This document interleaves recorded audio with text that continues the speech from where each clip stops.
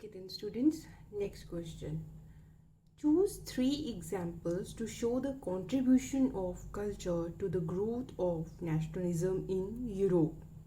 तीन एग्जाम्पल्स बताओ जिसने कल्चर से रिलेटेड जिसने यूरोप में राष्ट्रवाद की भावना को बढ़ावा देने में मदद की. सबसे पहला है language. After the Russian occupation, the Polish language was forced out of schools and the Russian language was imposed everywhere.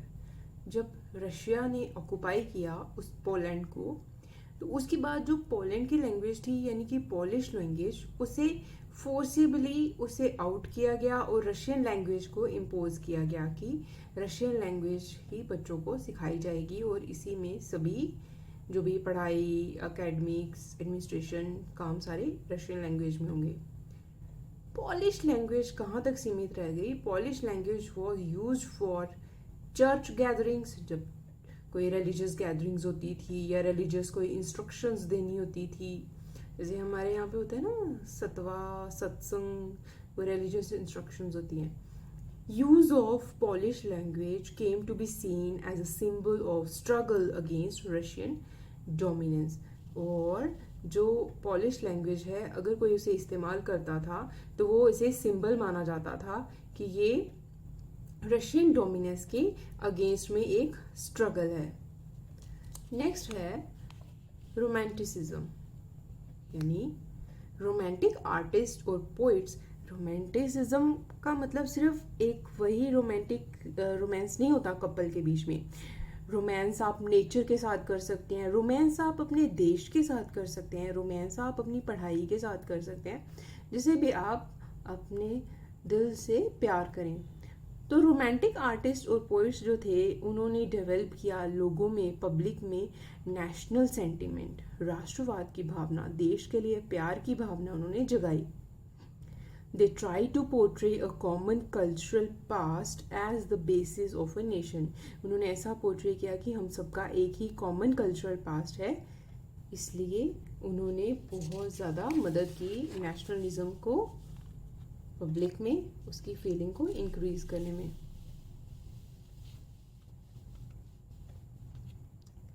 Then comes folk poetry, folk dance and folk songs. They popularized the true spirit of nationalism among public. Folk poetry, folk dance, folk songs हो गया मतलब एक किसी particular community की. Next question is, through a focus on any two countries, explain how nations developed over the 19th century. किन्हीं दो countries को example लेते हुए हमें बताइए कि 19th सेंचुरी में नेशंस जो हैं वो किस तरह से डेवलप हुई. तो एग्जाम्पल हम लेंगे जर्मनी और इटली का, इसके थ्रू समझाएंगे. Germany. Nationalist sentiments were often mobilised by conservatives for promoting state power and achieving political domination over Europe. अब जो नेशनलिस्ट सेंटिमेंट्स जो हैं उसको क्या डायरेक्शन दी गई थी? उसको डायरेक्शन दी गई थी कंजर्वेटिव्स के द्वारा, ताकि स्टेट की पावर को प्रमोट किया जा सके और पॉलिटिकल डोमिनेशन यूरोप के ऊपर हासिल की जा सके. इसके लिए वो आम लोगों के नेशनल सेंटिमेंट्स को मोबिलाइज करते थे ताकि वो पूरे यूरोप पे अपना कब्जा कर सके. हिटलर को भी तो यही करना था. उसने जर्मन्स के अंदर नेशनलिज्म क्यों जगाया? क्योंकि उसे पूरे यूरोप पे रूल करना था. मिडिल क्लास जर्मन्स जो थे try to unite different regions of the German confederation. German confederation मतलब छोटे छोटे राज्य. तो इन सब को यूनाइट करने की कोशिश की गई. 3 वॉर्स ओवर 7 years, 7 सालों में 3 लड़ाइयाँ लड़ी गई. किसके साथ? एक ऑस्ट्रिया के साथ, एक डेनमार्क के साथ और एक फ्रांस के साथ. और ये लड़ाइयों में जीता कौन? प्रूशिया. और प्रूशिया क्या है? प्रूशिया जर्मनी का पुराना नाम. इसकी विक्ट्री हुई. विक्ट्री मतलब जीत.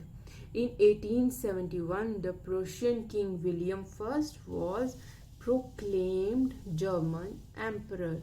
उसे जर्मनी का एम्परर बनाया गया. इटली, अब बात करें इटली की, like Germany Italy was also divided into separate kingdoms ruled by various princely powers. जैसे जर्मनी में था वैसे ही इटली में था, छोटे छोटे राज्य और हर राज्य पर रूल करता हुआ अलग एक राजा, various princely powers. In 1813, in 1830, Giuseppe Mazzini launched the unitary revolution to unite Italy, but it failed. Italy में सबसे पहले एक रेवोल्यूशन की शुरुआत किसने की, एक बड़ी चेंज लाने की शुरुआत किसने की, ग्यूसेप मेजिनी ने इन 1830। उसके बाद लेकिन वो फेल हो गया। उसके बाद then Piedmont under the ruler Victor Emmanuel second unified Italian states through war and army. उसने वॉर और आर्मी के थ्रू फिर इटालियन जो स्टेट्स थी, यानी कि सभी इटालियन स्टेट्स को बोलते थे हाँ कि हमारे साथ मिल जाओ तो ठीक है, और अगर नहीं मिलते थे तो उनके साथ वॉर करते थे और वॉर में उनको जीत लेते थे। इस तरह से पूरे इटली को उन्होंने यूनाइट किया, एक किया। In 1861 Victor Emmanuel second was proclaimed as the king of Italy, और 1861 में विक्टर एमिन्यूल सेकेंड को पूरे इटली का किंग घोषित किया गया। नेक्स्ट क्वेश्चन है,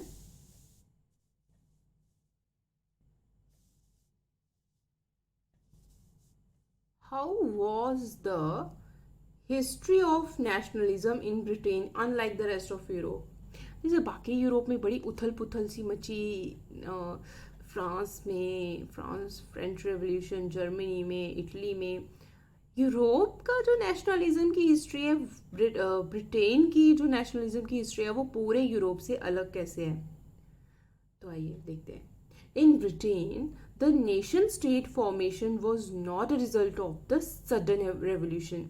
जैसे बाकी कंट्रीज में हो रहा था, जर्मनी, फ्रांस, इटली, यहाँ पे क्या हो रहा था, एकदम रेवोल्यूशन स्टार्ट हो गया, एकदम रेवोल्यूशन स्टार्ट हो जाता था। लेकिन ब्रिटेन में ऐसा सडन अचानक से रेवोल्यूशन नहीं आया था।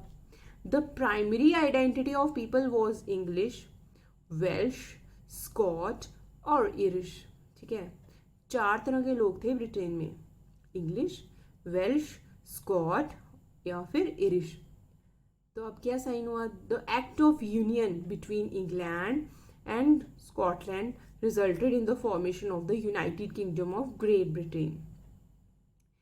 अब जब इंग्लैंड और स्कॉटलैंड यूनाइट हुए ना, द एक्ट ऑफ यूनियन, तो ये दोनों मिलके क्या बनाया इन्होंने, United kingdom of great Britain. उसे बोला जाता है United kingdom of great Britain. Okay, Scottish people were forbidden to speak their native language and wear native dress. अब स्कॉटिश जो पीपल थे, स्कॉटलैंड किनका है, स्कॉटिश का, लेकिन स्कॉटिश पीपल जो है आफ्टर जब वो यूनाइट हो गए ना इनटू ग्रेट ब्रिटेन, तब उन्हें मना किया जाता था। फॉरबिडन मतलब उनको मना करना, ना वो अपनी नेटिव, ना वो अपनी भाषा बोलेंगे और ना ही वो अपनी नेटिव ड्रेस पहनेंगे। Ireland was forcibly incorporated into the UK in 1801 by helping the Protestants of Ireland to establish their dominance over the Catholics. Catholics मतलब चर्च की जो अथॉरिटी होती है, पादरी वगैरह वो रूल करते हैं, उनकी डोमिनेंस होती है। तो वहाँ पे प्रोटेस्ट हुए इनके खिलाफ, जब इनके खिलाफ प्रोटेस्ट हुए तो ब्रिटेन ने जो है, जो वहाँ के जो प्रोटेस्टर्स थे, जो प्रोटेस्ट कर रहे थे, उनको सपोर्ट किया और फिर उसको आयरलैंड को अपने अंदर मिला लिया उन्होंने। British flag, British anthem and English language were promoted, और जो बाकी नेशंस थे वो कैसे सरवाइव किया, वो सिर्फ उसके एक सबऑर्डिनेट पार्टनर्स बन के रह गए इस यूनियन के। यानी कि वो अपना ना वो कल्चर प्रैक्टिस कर सकते थे, ना वो अपनी नेटिव ड्रेस पहन सकते थे, ना ही वो अपनी नेटिव लैंग्वेज बोल सकते थे, यूज कर सकते थे। Next question, Why did nationalist tensions emerge in the Balkans? अब बाल्कन्स रीजन में अब नेशनलिस्ट टेंशंस जो थी वहां पर क्यों आई?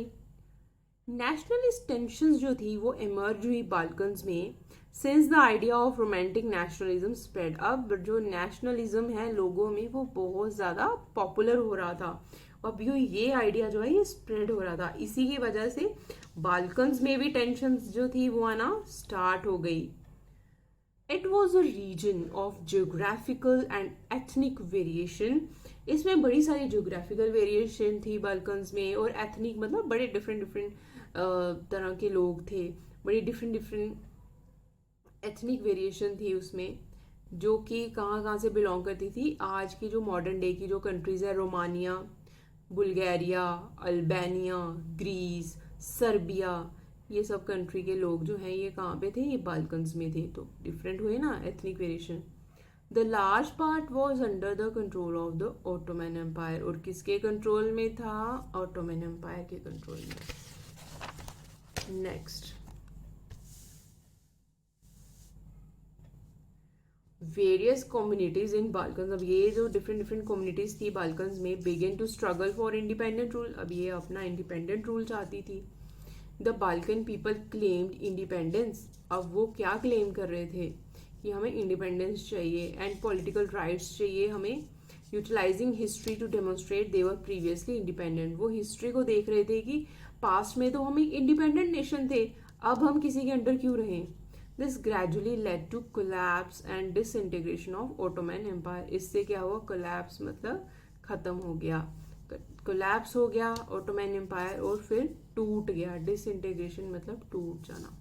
इसी के साथ हमारे सभी टेक्स्ट बुक क्वेश्चन जो हैं आपके फर्स्ट लेसन के rise of nationalism in Europe finish होते हैं। ओके।